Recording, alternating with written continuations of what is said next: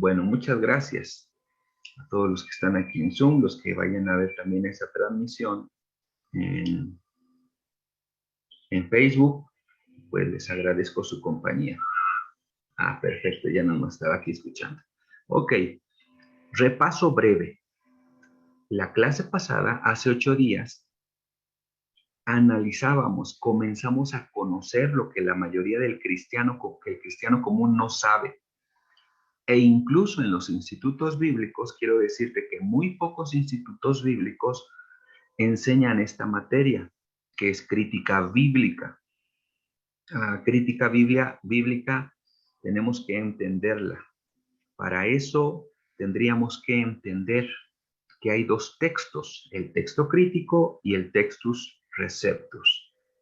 Hablábamos, por ejemplo, que del texto crítico se tradujeron o se hicieron las versiones como la Biblia de las Américas, Dios habla hoy, la Nueva Traducción Viviente y de la Reina Valera las versiones posteriores a 1960. Ya la de 1990 o 95, si no mal recuerdo, de 1990 y 95, esas versiones ya no vienen del textus receptus, vienen del texto crítico. Entonces, eso es lo primero que teníamos que saber. ¿Qué es el texto crítico? ¿Qué es el texto receptus? Bueno, son dos grupos de manuscritos de donde se han traducido las Biblias actuales, las versiones que hoy conocemos. En el texto crítico también está la Biblia católica, la Biblia de Jerusalén o latinoamericana. Y del Textus Receptus, la que hemos usado, Casiodoro de Reina, los que tenemos mucho tiempo desde niños, por ejemplo, en el Evangelio, todavía llegamos a usar la versión antigua, la antigua versión de Casiodoro de Reina, como está aquí, de 1909. Ya la de 1960 depende qué edición, depende qué casa editora, porque algunas de las 60 sí ya cambiaron algunas cosas. Bueno, primero comenzábamos con ese aspecto, ¿no? De que, déjenme ver, que cambie. Ahí tenemos estos ejemplos. Ok, tomamos esta cita y estas dos citas importantes. La hierba se seca, la flor se marchita, pero la palabra de nuestro Dios permanece para siempre. Entonces, estudiar los textos o los manuscritos es una evidencia de que la hierba se secó, que pasó una generación, que se levantó un imperio, desapareció otro imperio, que Satanás quiso ocultar, desaparecer la revelación de Dios escrita con guerras, con reyes malvados, con naciones, con ideologías, pero no lo ha logrado, porque aunque la flor se seque y se marchite, la palabra de nuestro Dios permanece para siempre. Se lo reveló a Isaías y en Mateo 24:35 Jesucristo lo dice. Puede pasar el cielo, puede pasar la tierra, pero las palabras que Dios reveló en su palabra no van a pasar. Hablábamos de la transmisión. Otro aspecto importante es tener en cuenta que no siempre la iglesia, incluso el pueblo de Dios en el Antiguo Testamento, tuvo los 66 libros que hoy tenemos juntos en un solo libro. Eso es Biblia. Biblia viene de biblión, libros, es el plural, o sea, son muchos libros. Entonces, por eso hablábamos del papiro, de la piedra, de la ostraca, de la madera, del códice y del pergamino, los distintos materiales en donde los hombres que Dios inspiró, por eso se llama teopneustos, teos, Dios, neustos, respiración, porque la Biblia es la misma respiración de Dios. Y tú no puedes decir que tú eres uno y tu respiración es otra. Tu respiración eres tú mismo, es tu esencia. Y si la Biblia es teopneustos, es la inspiración de Dios, es Dios mismo, porque Jesucristo es la palabra. Entonces la Biblia es Jesucristo. Pero no siempre la tuvimos junta, como ahora nosotros la tenemos. La tuvimos en papiros, en piedras, en ostraca, en pergamino, en códice. Eso hablábamos. Hablábamos de conocer las familias, cuando menos las 3 familias, para el tema de la crítica textual, las familias textuales, el texto alejandrino, el texto occidental y el texto bizantino. ¿A qué nos referíamos con estos tipos de textos? Bueno, que se refieren a las regiones, lo vimos en el mapa. Por ejemplo, aquí en este mapa que te estoy presentando, el texto alejandrino, pues surgió en Alejandría, en el norte de África.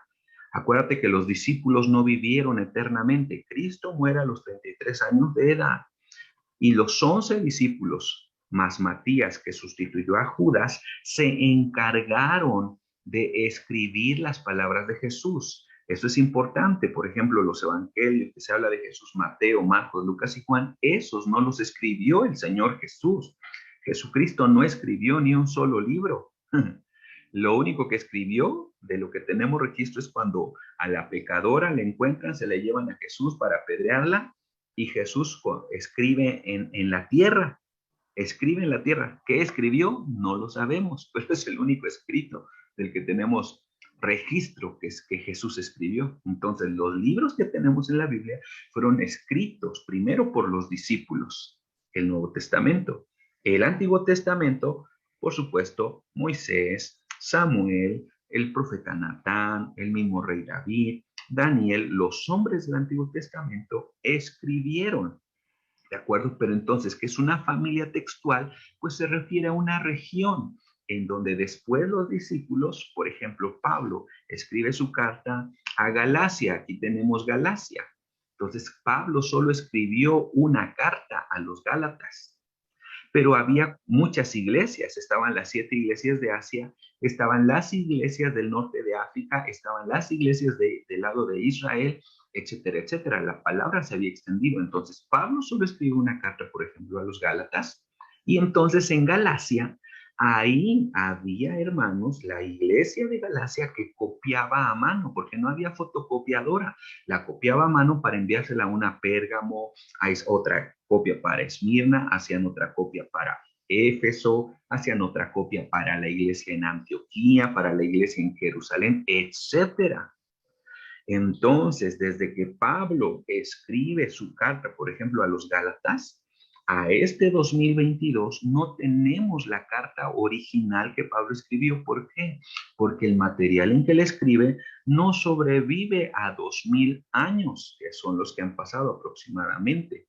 Entonces, lo que tenemos entonces como familia textual son las diversas copias de copias del escrito original de los hombres que Dios usó para inspirar. Y así, al juntar las copias de distintas regiones, se conocen como familias textuales. La familia textual de Alejandría, porque es una región, vienen en un tipo de escritura que caracteriza a la región de Alejandría. Las fechas se determina cuando Alejandría estuvo en su apogeo.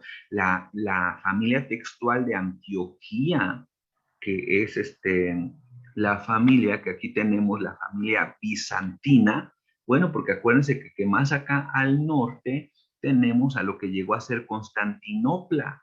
Entonces, después de Jesucristo, toda esta región se conocía como Constantinopla, la iglesia estaba en Antioquía. Ahí vimos que fue donde se le llamó cristianos por primera vez a los seguidores de Jesucristo, en Antioquía. Entonces yo les decía que, por ejemplo, la familia bizantina, como tiene su sede en Antioquía, donde la iglesia primitiva, los discípulos de Cristo y los discípulos de los discípulos continuaron, por eso nuestra opinión es la familia textual más cercana a lo que realmente Jesucristo dijo. Eso es una familia textual. Hablábamos y, por ejemplo, quedándonos con dos familias principales, la familia bizantina y la familia de Alejandría. La familia de Alejandría, al norte de África, se le conoce como texto crítico y son el 10% de más de 5.500 manuscritos.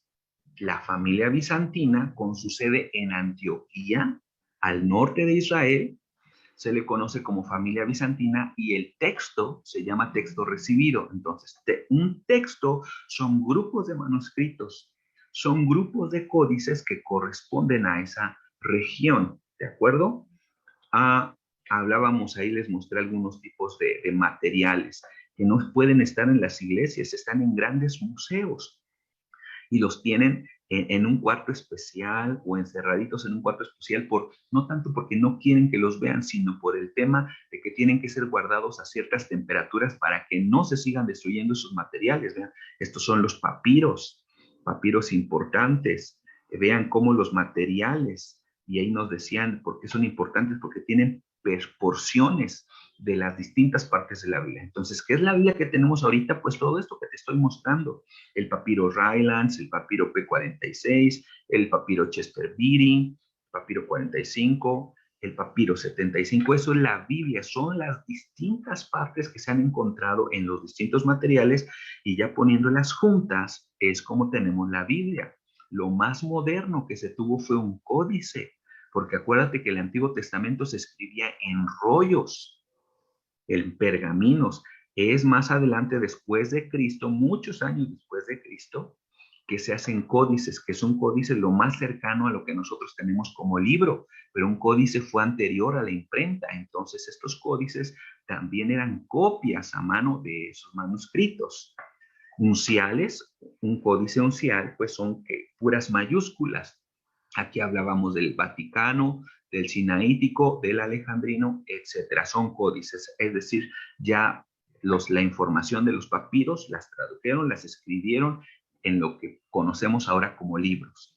Ahí tenemos los 4 códices que el texto crítico se basa para tener la nueva versión internacional, la nueva traducción viviente, la Biblia de las Américas, Códice Vaticano, Códice Sinaítico, Códice Alejandrino y el Códice de Efraín. Por ejemplo, aquí en el Códice Sinaítico dice 340 después de Cristo. Es el códice más antiguo. Ahorita vas a ver por qué te digo esto. Ahora, el Textus Receptus, de donde viene la Reina Valera, quiere decir texto recibido. Ahí dice, designa todas las ediciones de los textos griegos del Nuevo Testamento. En 1516, Desiderio Erasmo o Erasmo de Rotterdam, acuérdate que la imprenta ya estaba, la imprenta fue el boom de la tecnología en esa época. La imprenta en 1456, si no mal recuerdo la fecha, Gutenberg la crea, la inventa, no la descubre porque no existía, la crea Gutenberg, y se comienzan a imprimir, pero tienes que recordar que la Biblia estaba escrita, eso lo vimos en la primera clase, ya estamos en la tercera clase, se escribió en hebreo, en arameo y en griego, pero posterior al hebreo, arameo y griego, la primera agrupación que se hacen de libros, lo vimos en la clase antepasada, fue la Tanaj, el conjunto de libros del Antiguo Testamento, en hebreo, y Daniel en arameo, unos capítulos de Daniel. Todavía no estaba el Nuevo Testamento. La Septuaginta fue en el 300 antes de Cristo. El segundo libro, aparte de la Septuaginta, fue la Vulgata Latina, 300 años después de Cristo, donde se juntan los libros del Antiguo Testamento que se escribieron en hebreo de la Tanaj y luego en la Septuaginta en griego.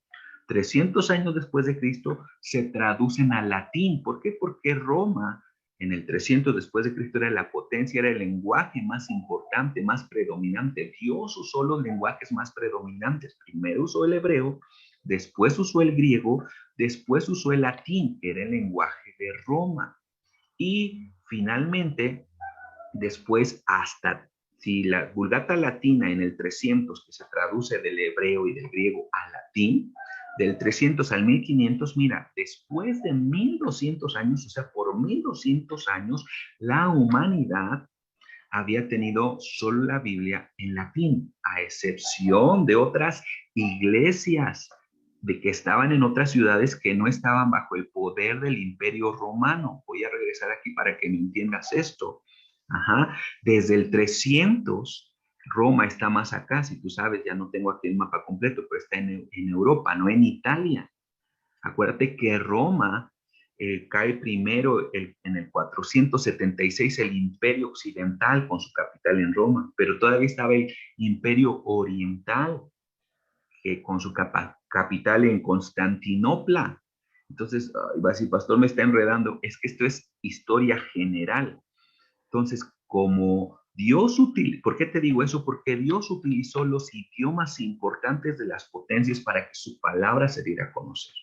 Pero es en 1500, con la Reforma, con estos personajes, con Juan Calvino, con Jerónimo Savonarola, con Martín Lutero y más, que de distintos países comenzaron a traducir de esos manuscritos que te mostré y de lo que había ya en la Septuaginta en griego, en la Tanaj en hebreo, en la Vulgata latina en latín. De esos tres idiomas comienzan a traducirlos al alemán, comienzan a traducirlos al inglés, y es Casiodoro de Reina que comienza a traducirla de esos papiros, de esos códices que se habían utilizado en la Septuaginta, en la Tanaj, en la Vulgata latina, para traducirla al español.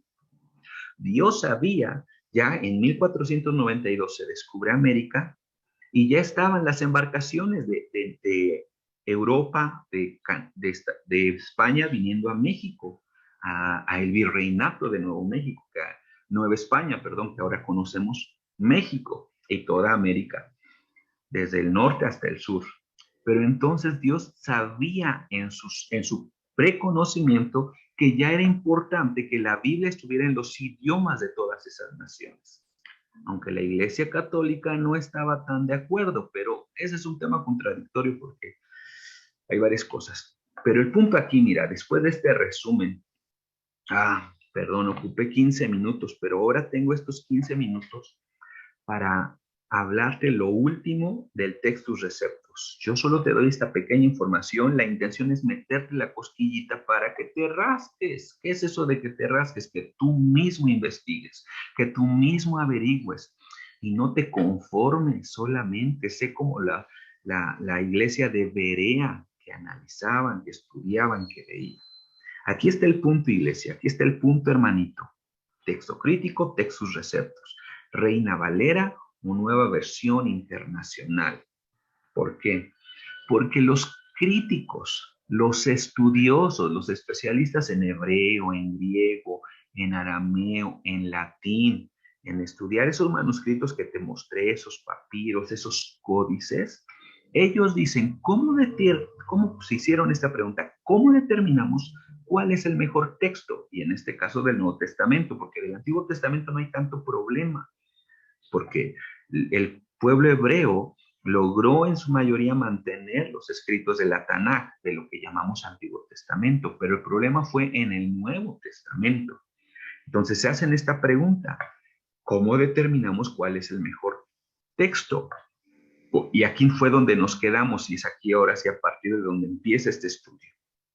Ellos dijeron, entre más antiguo sea el papiro, entre más antiguo sea el códice, es decir, entre más cercano esté a Jesús y a sus discípulos, ese es el mejor texto. Eso es lo que dicen los que están del lado de la crítica bíblica, con el texto crítico. La Biblia de las Américas, la Nueva Versión Internacional, la Nueva Traducción Viviente. Sin embargo, yo me considero del otro grupo, los que estamos con el Textus Receptus, que es el que se utiliza para la Casiodoro de Reina o la Reina Valera, Casiodoro de Reina y después Cipriano de Valera. Entonces, nosotros, yo junto con ellos, creemos que no necesariamente por ser antiguo es el más puro. ¿Por qué? Porque desde la antigüedad se presentaron herejías, se presentaron herejes. Y eso es lo que te quiero mostrar ahorita. Quitar esa idea que por ser más antiguo es el mejor texto. No necesariamente. Tenemos que ver que sí es antiguo, pero que se alinee al mensaje general de la doctrina de Dios. ¿De acuerdo? Ahora sí, mira. Por ejemplo, te voy a hablar de este personaje que son padres de la iglesia. ¿Quiénes son o a quiénes llamamos padres de la iglesia? Si tú no lo sabías, los padres de la iglesia son los discípulos de Cristo. Acuérdate que los discípulos de Cristo murieron, fueron torturados, fueron asesinados, fueron matados. Y el que más tiempo vivió de los discípulos de Jesucristo fue el apóstol Juan, que escribe el Evangelio de Juan, que escribe primera, segunda y tercera de Juan y que escribe el Apocalipsis. 5 libros escribe Juan y él fue el último en morir. Se calcula que murió entre el 90 y 95 en la isla de Patmos, como sabemos, como esclavo. La isla de Patmos era una mina de sal para el Imperio Romano y ahí enviaban a los esclavos, a los que se oponían a Roma, etc. Ahí enviaron al apóstol Juan. Pero ¿por qué te digo esto? Porque tú tienes que saber padres de la iglesia. A quienes llamamos padres de la iglesia no es el nombre más correcto, pero así es como se les conoce. Se les llama padres de la iglesia, u otros le llaman patrística, padres de la iglesia o patrística, a los discípulos de Jesucristo. ¿Por qué te estoy diciendo esto? Porque tenemos que responder esa pregunta. ¿Un manuscrito, por ser más antiguo, es más puro? ¿Por estar más cerca al tiempo de Jesús o los discípulos es más puro? Vamos a ver que no necesariamente. Aquí te presentamos, por ejemplo, al apóstol Juan, que tuvo de discípulo a Policarpo de Esmirna. Policarpo fue uno de los pastores de la iglesia de Esmirna y vivió del 69 al 155. O sea, todavía convivió con Juan, con Jesucristo, no porque Jesucristo murió en el año 33, pero Policarpo de Esmirna recibió la doctrina, la enseñanza, fue pastoreado por el apóstol Juan y lo asignaron a Esmirna que pastoreara. Posteriormente, después de su muerte, de Policarpo de Esmirna siguió Irineo de León. Irineo de León fue discípulo de Policarpo. ¿Por qué esto es importante? Bueno, primero, ahora sí ya vamos, porque es así como nosotros podemos saber que el Textus Receptus, el que se utiliza en la Casiodoro de Reina, es puro. Y uno, es puro. Número dos, es más cercano a Jesucristo y sus discípulos. Y número tres, por supuesto, si nos da tiempo, vamos a ver citas bíblicas. Se alinea a la doctrina general de la palabra de Dios en que Jesucristo es Dios, que Jesucristo vino en carne, que Jesucristo resucitó, que Jesucristo es Señor. ¿Por qué te digo esto? Porque en el texto crítico, la Nueva Versión Internacional, la Biblia Dios habla hoy, la Biblia católica, la Nueva Traducción Viviente, hay versículos en donde se quitan secciones de la Biblia porque el texto crítico se conoce por eso, porque había herejes que le mocharon deliberadamente. Y entonces aquí te estoy diciendo de Irineo de León. ¿Quién fue Irineo de León? Fue discípulo de Policarpo. Policarpo fue discípulo de Jesús. Mira lo que él escribe. Marcos concluye el evangelio diciendo, el Señor Jesús, después que les habló, fue elevado a los cielos y está sentado a la derecha de Dios. Y él cita que eso de dónde lo está copiando Irineo de León, del Evangelio de Marcos, en su capítulo 16, versículo 19. Vas a decir, pues, ¿qué tiene eso de raro, pastor? Porque el texto crítico, de donde no viene la Reina Valera hasta 1909 y algunas de 1960, el texto crítico dicen que el capítulo 16 de Marcos no está en los manuscritos más originales. Es más, si tú tienes una Biblia, mira, si yo tomé, por ejemplo, una Biblia que tenemos aquí en casa, no sé si la alcanzas a ver, pero aquí dice Nueva Traducción Viviente. Si tú quieres ver en tu Biblia, la Biblia que tú usas, algunos van a decir Casiodoro de Reina y Cipriano de Valera, 1909, 1960, pero esta es del texto crítico, Nueva Traducción Viviente, y se le conoce como, a ver, vamos a ver aquí,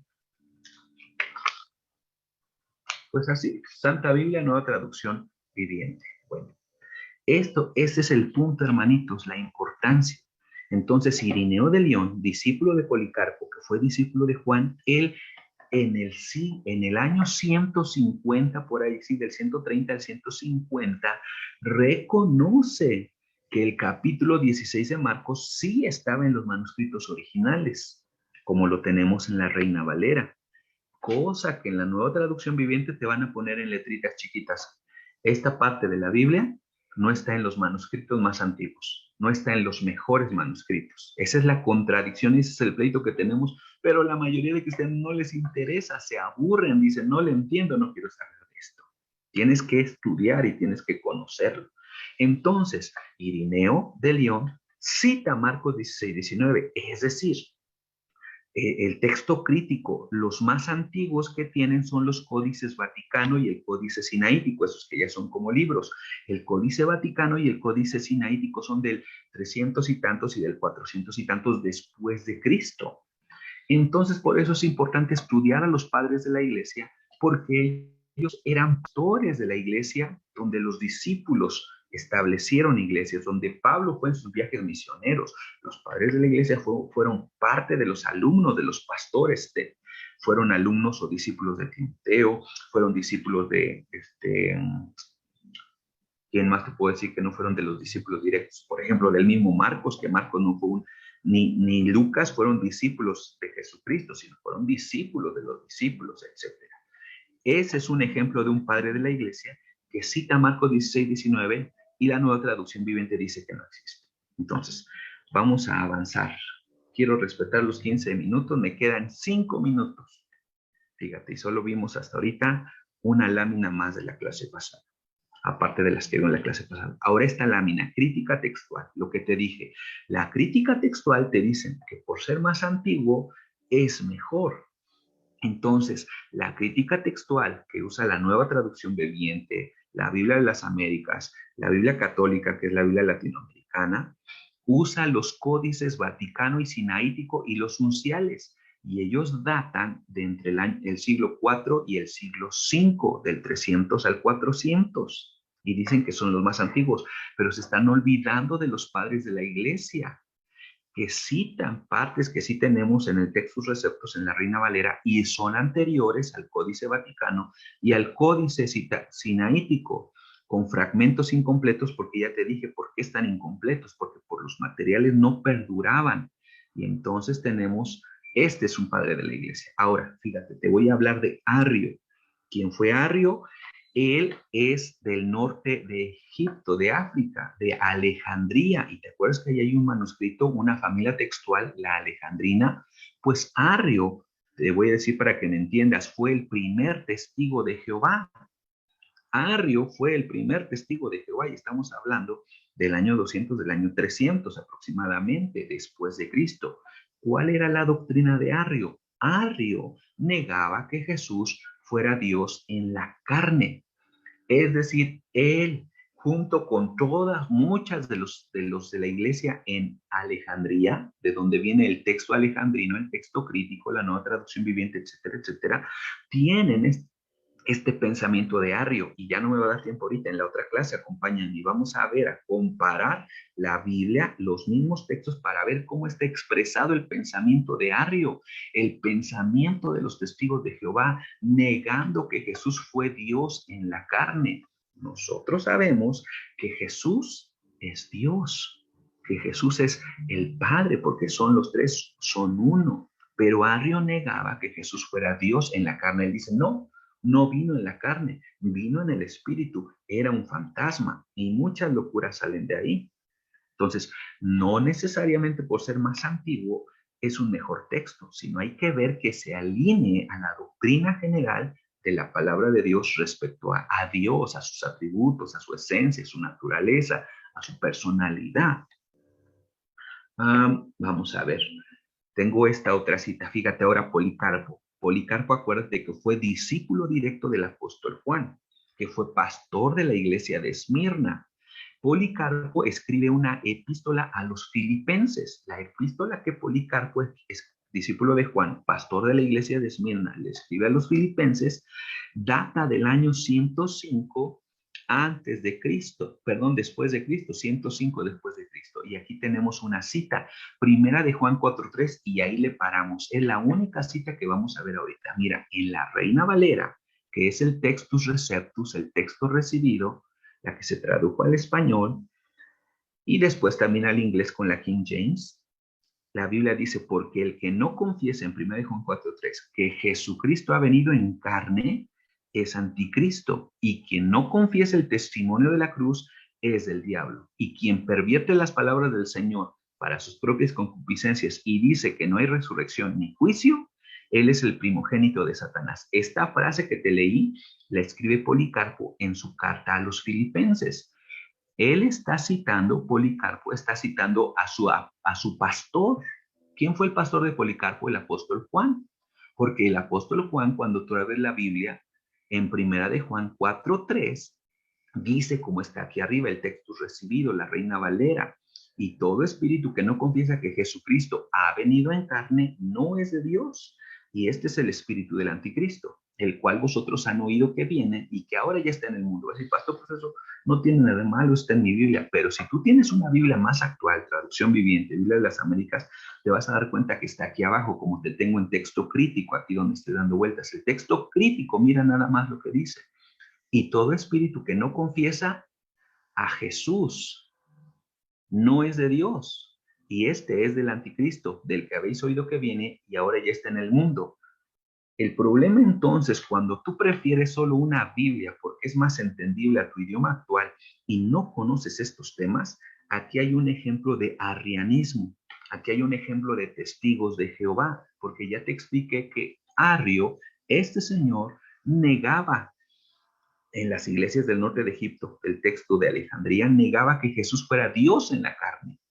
Pero Policarpo, discípulo del apóstol Juan, buen alumno de su pastor Juan, escribe que sí, Jesucristo evidentemente vino en carne, pero el texto crítico, la nueva traducción viviente, la Biblia de las Américas, de la Biblia al lenguaje actual, quitan esto. Cristo ha venido en carne. Oye, pero sí dejan Jesús. Oh, pero esto es importante. Acuérdate que Jesús en hebreo, Yeshua, significa Salvador, pero Cristo es Mesías, es decir, el ungido. Acuérdate que Mesías quiere decir ungido. ¿Ungido para qué? Ungido para Yeshua, para salvar. Eso es Jesucristo completo. Entonces, siguiendo aquí la corriente arriana de negar que Jesús vino en carne, quitan Cristo. Y además también quitan esta parte, ha venido en carne, porque esa es la doctrina de Arrio que siempre estuvo y ahora está expresada en los testigos de Jehová, negando que Jesús vino en la carne. ¿De acuerdo? Este es solo un ejemplo de cómo, y te puedo mostrar más ejemplos, pero hasta ahí, bueno, ok, déjame tomar esta otra cita más. Tenemos esta otra cita más de Cipriano. Cipriano en su primer tratado de fecha 250 después de Cristo va a decir, oye, ya es mucho tiempo después de Cristo, pero es más antiguo que el Códice Alejandrino y que el Códice Vaticano, porque el Códice Alejandrino y Vaticano son del 300 y del 400. Entonces, esta cita de Cipriano es anterior. Y mira lo que Cipriano dice respecto a Primera de Juan 5, 7 y 8. Y este texto, hermanitos, es una división entre nosotros los cristianos. Primero veamos, Cipriano dice, el Señor dice, yo y el Padre somos uno. Y nuevamente está escrito acerca del Padre y del Hijo y del Espíritu Santo, y estos tres son uno. Esta frase de estos tres son uno, Cipriano está citando a Primera de Juan 5, 7 y 8. Mira el texto recibido, revisa en tu Biblia si tienes una Reina Valera. La Reina Valera dice, porque tres son los que dan testimonio en el cielo, el Padre, el Verbo y el Espíritu Santo, y estos tres son uno, y tres son los que dan testimonio en la tierra, el Espíritu, el agua y la sangre, y estos tres concuerdan en uno. Esto dice la Reina Valera, el Textus Receptus, pero mira ahora el texto crítico, la nueva versión internacional, etcétera, porque tres son en la misma cita de primera de Juan 5, 7 y 8, porque tres son los que dan testimonio. Mira todas las palabras que quita, que corta, que mutila, que desaparece, que borra. Tres son los que dan testimonio, el espíritu, el agua y la sangre, y los tres concuerdan.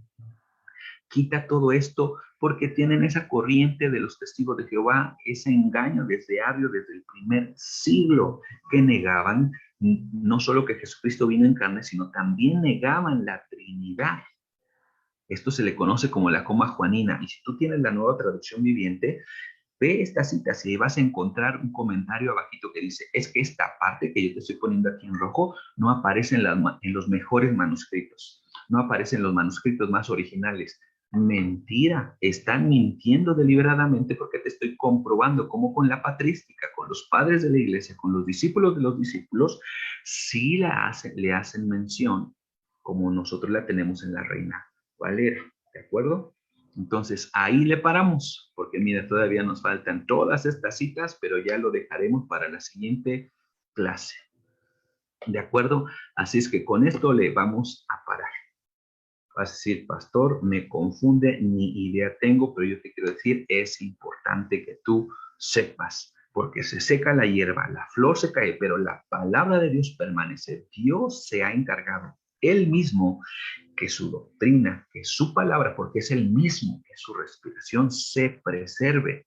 Y yo te voy a ir mostrando, si tienes la humildad, la disposición de acompañarme en otros dos estudios, porque la intención no era hablarte de esto, es hablar de la palabra de Dios. Pero es importante que tú sepas, porque por eso el primer estudio se llamó, son 66 libros, o lo segundo, por ser más antiguo, quiere decir que es puro, que está pegado a la doctrina de Cristo. Te estoy comprobando que no.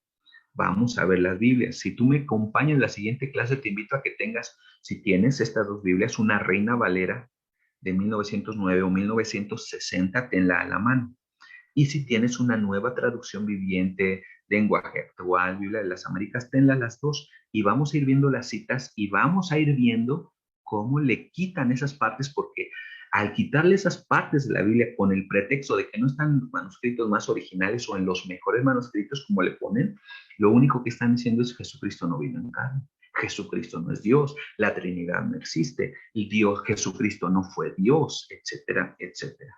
Cosas importantes de la doctrina que nos ha sido dada y que Jesucristo nos lo vino a revelar con su sangre y con